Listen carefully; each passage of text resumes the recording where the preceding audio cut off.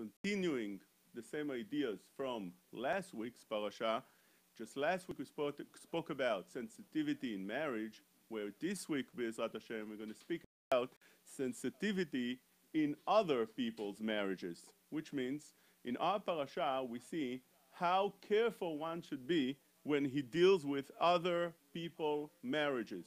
You're not getting involved in other people's marriages unless it's for helping, unless it's to build up the marriage, to make it better. But sometimes we all feel that something bad in other people's marriages, we need to intervene, and we need to tell one of the spouse how terrible it is for him to be in such a marriage, and what to do at certain point, where the Torah over here teaches us what's the right approach. And who is the one that's going to teach us more than anybody else what's the right approach when we're dealing with other people's marriages? No one else than HaKadosh Baruch Hu himself. As we see in our parasha, that when Hashem Yitbarach sends the Malachim to Avraham and Sarah, the question that is on the line now, are Avraham and Sarah ready to have children? Would they be able to have children? And the Malachim come to inform Avraham and Sarah that indeed so, you will have a child. Sarah Imenu is now 89 years old when she's getting the Besorah that in 1 year from now, Ka'et Chaya, Sarah Ben, which means in a year from now, when she'll be 90 years old, she'll have a child. What's the approach of Sarah when she hears that she's going to have a child next year? That's what she hears, the Malach saying. The Lashon of the Pasuk is, V'Avraham v'Sarim ba'im bayamim. They were very old. Sarah and Avraham were old already. Chadal liot leSarah ochta kanashim, which means it's not possible for her to have any more children. So therefore, when she hears the message that she's going to have a child, as the Malach says, Vayomer shuv elecha ka'et chaya, v'ine ben leSarah ishtecha, next time I will come, Sarah will have a child. Sarah shomat petach ha'oel v'hu acharab, which means Sarah hears that message. She hears that Besorah. And Sarah approach to that, Sarah starts laughing. She says that's impossible. ותצחק שרה בקרבה לאמור אחרי ולותי הייתה לי עדנה ואדוני זקן. After I became old, I'm going to have a child. Is that possible? How could I have a child when I'm already so, my body is already wrinkled, my body is so old, ואדוני זקן, and my master, my husband,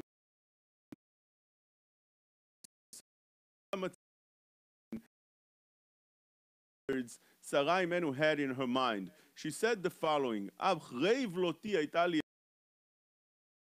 אחרי שנתבלה הבשר, flesh became already old, רבו הקמטים, my whole body became wrinkled. Is it possible נתעדן הבשר ונתפשטו הקמטים וחזר היופי למקומו? Would it be possible that my flesh would become all of the sudden beautiful? נתעדן הבשר, נתפשטו הקמטים, all the wrinkles become stretched now. I look like a young woman again. וחזר היופי למקומו, and the beauty will come back to its place. Is that possible? So this is the approach of Sarah Imenu. So she says, Sarah Imenu, two things here. One thing Sarah Imenu is thinking to herself, אחרי ולותי הייתה לי עדנה, after I became old, I will become beautiful again. ואדוני זקן, second point that Sarah Imenu says, how is it possible that I'm going to have a child? My husband is old. So when Hashem Yitbarach approaches Avraham Avinu, ויאמר אדוני אל אברהם, למה זה צחקה שרה לאמור אף אמנם אלד ואני זקנתי? Why did Sarah Imenu say that she is already old? That is not what Sarah Imenu said. Sarah Imenu was thinking, how is it possible I'm going to have a child? A, I'm already not looking well. My body is not beautiful anymore. And the second point that she was saying, my husband is old. And when HaKadosh Baruch Hu approaches Avraham Avinu, he doesn't say the first part of what Sarah Imenu have thought to herself, which is she's not beautiful anymore. And he does say the second part, but he changes from what he's saying. Because Sarah Imenu said, my husband is old. And when Hashem Yitbarach approaches Avraham Avinu, he tells her, Sarah Imenu said that she is old. האף אמנם אלד ואני זקנתי. And HaKadosh Baruch Hu finishes his words, Eipalem Adonai davar lamoed, ashuv elecha ka'et chayau saraven. Nothing is too big or too hard for HaKadosh Baruch Hu to do. But we need to go on that point. How did Hashem change the words of Sarai Menu? The Gemara in Bava Metzia says, Va'adoni zaken ktiv. In Sarai Menu says, Va'adoni zaken. And HaKadosh Baruch Hu says to Avraham, Va'ani zakanti. HaKadosh Baruch Hu sends the message that Sarai Menu said, I am old. Sarai Menu is talking about herself. And the Gemara says, the lo motiv HaKadosh Baruch Hu kedei amra. HaKadosh Baruch Hu didn't say and repeat like Sarai Menu said. How is that possible? Taned veRabbi Ishmael, gadol hashalom she'afilu HaKadosh Baruch Hu meshane bo. The peace is so important that even Hashem Yitbarach changes from what Sarai Menu said. How important it is to keep the marriage the way it is and not to ruin for other people. This we learn from HaKadosh Baruch Hu. And Rashi pointed out over here, "V'ani zakanti shina katuv mipnei hashalom." In order to keep the peace between Avraham and Sarah, it was changed from the words that Sarah said, "Sharai amra v'andoni zaken." So we're seeing the first point over here, which is a very important point. When HaKadosh Baruch Hu approaches Avraham Avinu, he does it with much sensitivity. He wants to tell him and send the message that you will have a child next year, and don't worry about it. And this that you're thinking that the person is too old, it's not going to happen, you need to know that for Hashem, nothing is hard to do. Eipaleh me Hashem davar. Is it too hard for HaKadosh Baruch Hu to do anything? Not too hard. So therefore, that message he needs to the words, and that's how we see that even for Sarah and Avraham, that were in the state of respect and love for each other, of having that feeling that one needs the other on the utmost level, and nothing can interrupt that marriage. To teach us that message, that the need to be super sensitive, make sure that that's going to cause the person to feel that he doesn't love me that much, he doesn't respect me that much, he thinks about me something. No, still 100% okay. It's her that she's saying she's too old, and old means she can't have children anymore. But HaKadosh Baruch Hu, besides that first point, teaches us another point. HaKadosh Baruch Hu eliminates, he erases the first words that Sarai Menu said, and that is, I'm not beautiful anymore. A body that's not beautiful anymore can bear a child, as the Mefarshim explain over here. A body that doesn't able to have a child can't have also anything to do with such a thing. So therefore, comes a HaKadosh Baruch Hu and eliminates those words. You know why? Because the HaKadosh Baruch Hu knows you can't come to the husband and tell him, your wife said she's not beautiful, her body is wrinkled, her body is not nice anymore. That you can't say anymore. When you talk to Avraham Avinu, when you talk to the husband, you need to know that his wife in his eyes are the most beautiful, as we found that last week. Avraham Avinu said to Sarah that she's so beautiful. He pointed it out to Sarai Menu. So obviously that's what Avraham Avinu has in mind. And Chazal tell us that Avraham Avinu wasn't looking at Sarah so much. Happened to be that he saw her, he saw that she's very, very beautiful. But on the same time, right now, that Avraham Avinu has that in mind, you don't want to put any negative ideas in his mind. You don't want to tell him that Sarai Menu said she's already old with wrinkles and this and that you don't want to put in Avraham Avinu's mind. So HaKadosh Baruch Hu completely takes that off. And we're learning from that how important it is when you speak to the husband, you speak to the wife, you don't say anything negative on the other person. And sometimes the husband doesn't see anything negative on his wife. He thinks that his wife is the best of the best. She's the nicest, she's the kindest, she's the most tsanua, she's the most beautiful, and so on and so forth. You come to the husband, and sometimes it's a relative that's good meaning. He comes and he tells him, why your wife doesn't help? Why she doesn't go shopping for the house? Why she doesn't clean the house? Why this? Why that? You put things in his mind. And HaKadosh Baruch Hu teaches us over here that even HaKadosh Baruch Hu himself had to change from what have done over here in reality. What Sarai Imenu actually said, he had to change that. HaKadosh Baruch Hu, and say it in a different way, in a different fashion, in order not to put anything negative in Avraham Avinu's mind. Sometimes a person comes to a husband, and sometimes he comes to his wife. Sometimes it's a mother-in-law. Sometimes it's a father-in-law. They come to their daughter. Oh, look, your husband, he doesn't give you enough money. He doesn't take care of you. He doesn't do the shopping. All other husbands do the shoppings. Why can't your husband do the shoppings as well? Over here, we learn that that's the wrong approach, but it's so wrong that it's so devastating that we're learning over here that even by Sarai and Avraham, that if HaKadosh Baruch Hu would say things the way they are, nothing major would change over here, nothing so terrible. Although we can say that it would have some effect, and that's why HaKadosh Baruch Hu had to change. But you can imagine that we're talking about Avraham Avinu, that was Kodesh Kodashim. The last thing he has in his mind is the beauty of his wife. And she's already 90 years old, and he's 189, and he's 99 years old. So we're talking about people that are extremely old, as the Pasuk says over here, they're very old. We're talking about people that are Kodesh Kodashim, the highest Kedusha possible, that the last thing they have in their mind is physical beauty. And HaKadosh Baruch Hu hears the words of Sarah, and he changes that in order that Avraham Avinu would not have one little bit less respect for Sarai Imenu, one little bit love for Sarai Imenu, one little bit feeling that his wife is not so beautiful. It comes to teach us a Kal Vachomer, ben bno shel Kal Vachomer. When you come to a husband that the marriage, or to a wife, that the marriage is not so stable altogether, we all know how dangerous it is when you come and you put you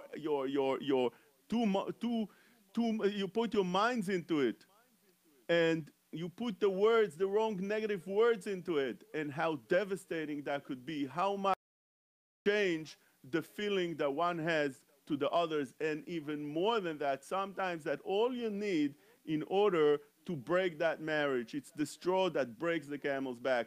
And that is something that we all learn from Avraham Avinu, how sensitive one should be at that aspect. And when we continue that, we see that in many, many places that Chazal teach us how one should be sensitive in other people's marriages. Like for instance, Chazal tell us about Aaron HaKohen, that he was Ohev Shalom, Verodef Shalom, and Chazal tell us how it would be done. Aaron would see people that are fighting, he would come to the person and he would find him on the street or in the shul and tell him, why are you fighting? He really loves you so much. He's so sad that he said, and he regrets everything that he said to you negative, when in reality that never happened. The other person never regretted and never felt anything that he did wrong. But when Aaron found that person, he told him, oh, you know, the other person you're fighting with regrets everything, feels so bad about what he did. He's crying over it.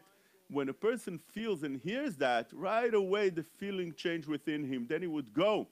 Aaron HaKohen would be matriach himself to go to the other person, knock on his door. Obviously, he didn't have much time on his hand. We don't have time on our hand. Aaron HaKohen would have time. He would take care of Klal Yisrael. He would be the one that's leading Klal Yisrael. Still, he would find the time to go to the other person, knock on his door. Oh, I just met the person you had a fight with and he regrets it. He feels so bad. Why don't you make up? And people would make up and things would be good. So when Aaron passed away, it says, Vayivkua et Aaron kol bet Israel. Rashi says, what does it mean, kol bet Israel? We don't find this by Moshe Rabbeinu. Even by Moshe Rabbeinu, we don't find such a lashon.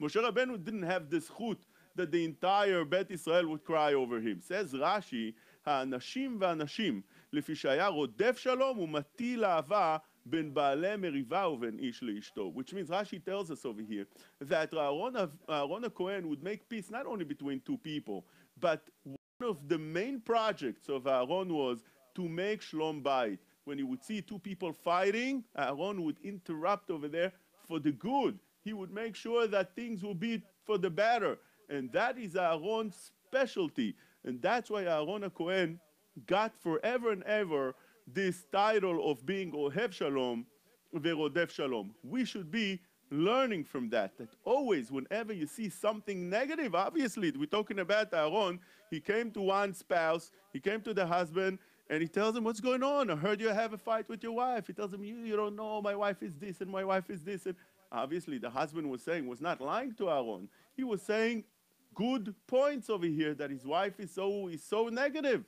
We would tell him things to make things better, to tell him you're wrong. You have over here a gem. You don't know what you're missing. Even if the things that he was saying were not true, he gets into the heart, and he would do the same thing to the wife.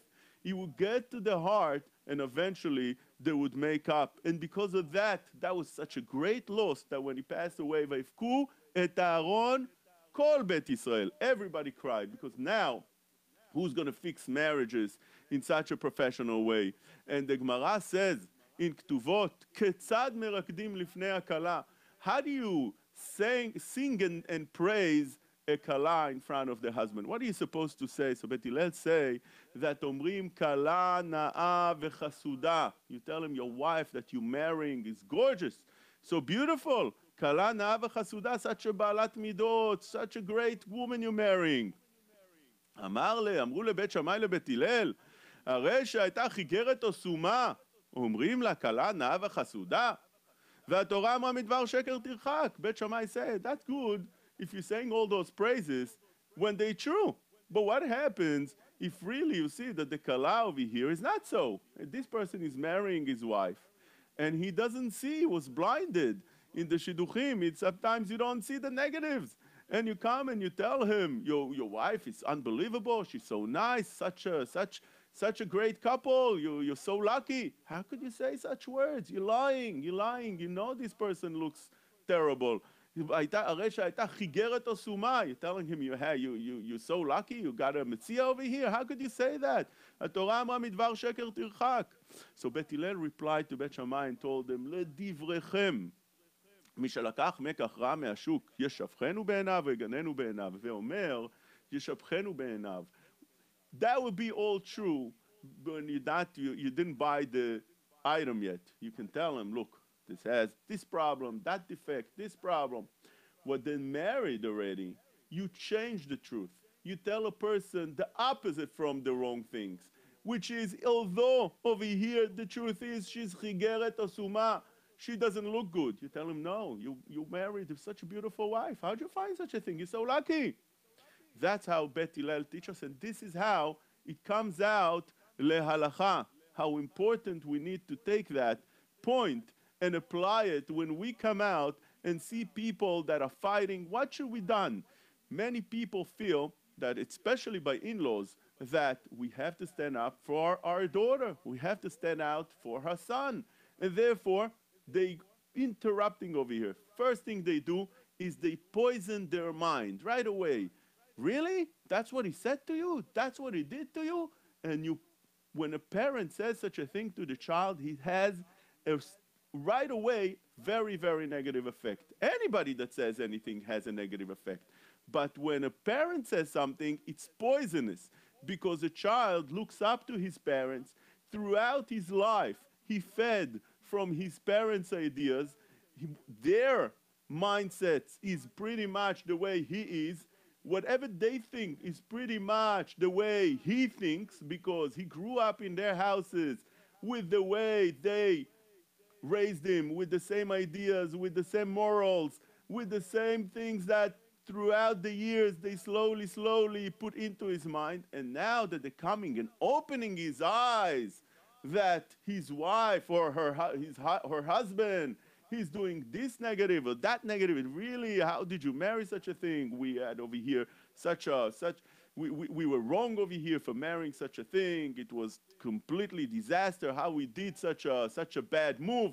When a person feels that way and gives it over to his children, the very next thing you know is that they're making the separation between the two much larger. And sometimes it's not even anymore fixable at that point, when they put their emphasis into it and they put their mind into it and the poisonous words into it. And we need to learn that this is exactly the opposite from the way the Torah teaches us in our parasha and from those chazalim that we learned over here. But it's more than that. Sometimes they even go the extra mile. It's not only that they're putting their mind and their words, their negative words into the person's head, but even more than that, sometimes they're helping him or helping her do some very, very negative moves, which those moves could lead to very bad things. And sometimes they tell them, come, you come to my house, leave him alone, let him stay in his house, let him learn a lesson, come to my house. When he comes to her, to the house, when she comes to the house, usually that is the beginning of the end. Because right now, if they've been together, it's very possible that they would, in some point, make up because they have to live with each other. So if they live with each other, unless you see that things are going so bad that it's been going for a long time, so negative, and there's no, and they can't fix it, it's not fixable, it's not anymore, it's in the point that it's completely savage. So in that idea, maybe a person should help out, and there's ways how to help out. But to just right away jump and tell the person, come to my house, teach him a lesson, don't be together with him, don't be with her, stay away from him, stay away from her, don't call anymore. Usually that's what breaks a marriage. And now, even if they want to make up, it becomes so much harder because they're not in the same house anymore. They can't talk it out. They can't come to each other and say that they're sorry. They're already in different houses. It's already making things so hard to pick up the phone. It's so hard to give in to the other. It's so hard to eventually put the pieces together. And therefore, we found that few Gemarot, how the Chachamim looked at such marriages. A Gemara in Nedarim that tells us, Ahuda amar לה לדוידו, קונם שאין את נהנית לי, עד שתטעימי תבשילך לרבי יהודה או לרבי שמעון. A husband, it was a husband that was a little bit with an anger issue. He came to his wife and he told her, look, I'm not going to have any more. I'm not going to let you benefit anymore from anything in this house. I'm not giving you anymore. I'm not doing for you anymore until you take that tavshil, this cooking that you just made, this dish that you just made, and give it to Rav Yehuda and Rabbi Shimon to eat. That's such a chutzpah. Rav Yehuda and Rabbi Shimon, you come approach Rabbi Yehuda and Rabbi Shimon, Gdolei Ador, these were the giants of the generations, and you're giving them from the dish that she just made for her husband. Who knows what's the kashrut? Who knows what if it's good? Who invited her to give them? It's just like not shaykh. You go today to Gdol Ador and you offer him something that you made in your house. They're not looking at it. They're not touching it. So what should be the approach over here? Lichora, they should say, forget about it. I'm not touching something. I don't know who you are. And Rabbi Yehuda says the Gemara Ta'im. Rabbi Yehuda ate from it. You know why? He said, Kal v'chomer.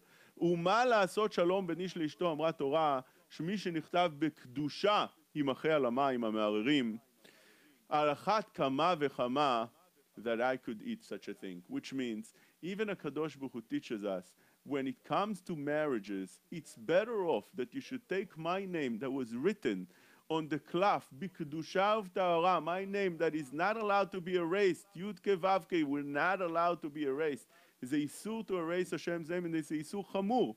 And Hashem says, you know what? When we're dealing with Shalom Bayit, lasim shalom ben ish leishto, you take that, you put it in the Mayim HaMe'arim, where they're going to be erased. It's a isur to do such a thing.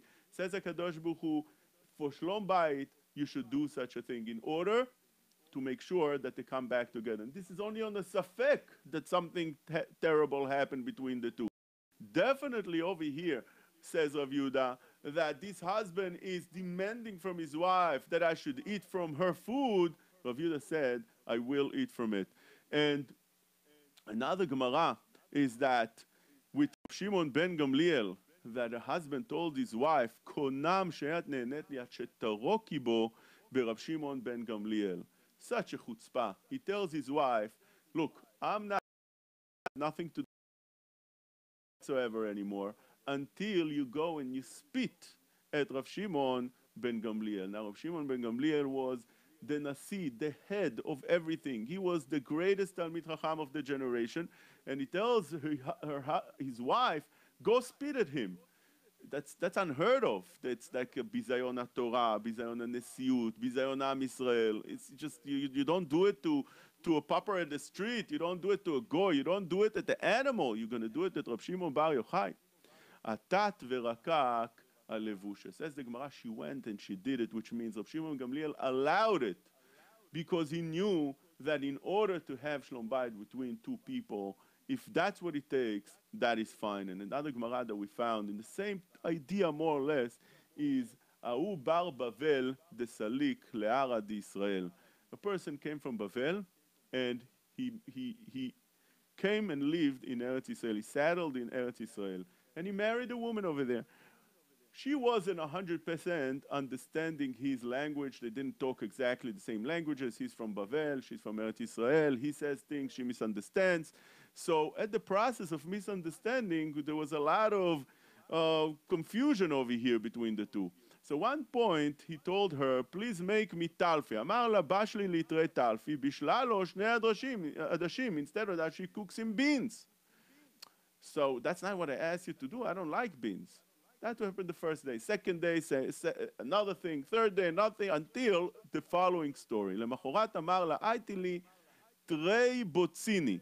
Bring me 2 קישואים. הביאה תרי שרגה. She brought instead of that, since botzini also has the same explanation you hear in the word botzini, also candles. So she thought that what he's trying to tell her is bring me 2 candles, where he meant that she should bring kishuim. Amar la zil tveri yaton al reisha de baba. He told her, why you bring me 2 candles? Take those 2 candles and break them on the gate. So Baba, she didn't understand that Baba means a gate because she's from Eretz Israel. She doesn't understand his language. She thought that what he's saying, Baba means Baba ben Buta. Haviyativ Baba ben Buta, Baba vekandain dina. Baba ben Buta was the greatest dayan. He was the greatest judge. And he was sitting at his beddin and judging now people. 2 people were in front of him. Din Torah, very, very serious. Long and behold, who walks in? This woman. Azlat tavrayaton al reishe. She comes into the main dayan, she walks up the stage, and she breaks it on his head. Amar la, what did you do to me? I don't understand what happened over here. Amra le, kach tzivani ba'ali. She tells him, my husband commanded me. He told me, go break them on the head of Baba ben Buta. This is what he said. So he told her the following. Listen to the words. Amar la, at asit retzon ba'alech. Amakom yotzim mimech shne banim kebaba ben Buta. He gave her a bracha that since you did what your husband told you to do, is so beautiful that Hashem should merit you with children just like Baba ben Buta, 2 children just like Baba ben Buta, which means over here we're learning the sensitivity again of these chachamim that when it came to marriages of others, they went out of the ways to do anything taken, anything possible, whether it would be even on of their bizayon, there would be mitbazeh, she would break it on his head, they would spit on him, give him from the tafshil, things that are not done normally. They were willing to take that in order to make sure that the house will be now peaceful. And this is the first point. But the second point is that not only that, but if one can, he should try to build the other marriage. And how is that? So this we learn from the beginning of our parasha again, when the Malachim come to Avraham Avinu, and when they're approached by Avraham Avinu, he brings them under the tree, and they ask him, Vayomu elav, ayes Sarah ishtecha, where's your wife Sarah? Vayomer hine ba'oel, oh, she's in the tent. What were they doing over here? Why did they care to ask about Sarah? Is that proper thing to do? He asked, where is Sarah? So Rashi tells us that there was a reason why they did it. Hine ba'oel tznuha hi. The reason they asked him where she was, in order to put in his mind that she's tznuah. Why? Says Rashi. יודעים היו מלאכי השרת, שרה אימנו היכן הייתה. מלאכי השרת knew exactly where Sarah Imenu is. אלא להודיע שצנועה הייתה. They wanted to show אברהם אבינו, to inform him that she is צנועה, she's modest. Why? כדי לחבבה על בעלה. Avraham Avinu is now 99 years old. His wife Sarah is 89 years old. And she's in the tent. Come the Malachim and feel that it's very important that Avraham Avinu should have extra love for his wife. Lechabeva al ba'ala. So what are they doing? They know that Avraham Avinu loves modesty, loves tzniut, and therefore they come in a very, very manipulative way, and they tell him, where is Sarah? But they know Sarah is in the tent. And Sarah, Avraham Avinu says, oh, my wife Sarah, she's in the tent. She's very modest. She's tzanua. What did they accomplish by that? A little bit more love between Avraham and Sarah. Kedei lechabeva al ba'ala. Says Rashi that the pasuk over here, Ayeh Sarah ishtecha, when you take a look at the words, Vayomru elav, it has nekudot, it has dots on top of those, on those words.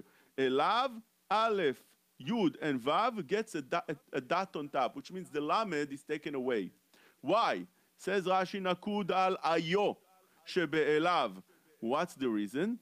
Says Rashi that not only that they asked, where is Sarah, but on the same time they asked, Sarah, when they met her, where is Avraham Avinu? Which means that they worked on a double way. They knew where Avraham Avinu was, but you want to build up the love between Avraham, you the love between Sarah, for the extra mile. You do something special for the other person that he would feel that his wife is so special. You want to do something that the wife should feel that her husband is so special.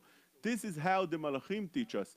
And although there was a whole message over here that they needed to do, they needed over here to be Merapeh Avraham, to tell him about his child that he's going to have, and to tell him about Hafechat Sedom, but they didn't forget that although this is the main message, this is the main reason they came over here, that is the shlichut, but on the same time, you always need to push something there to make sure to build up the Shalom Bayit between the two. And again, we're talking about Sarah and Avraham. They didn't need counseling for a Shalom Bayit.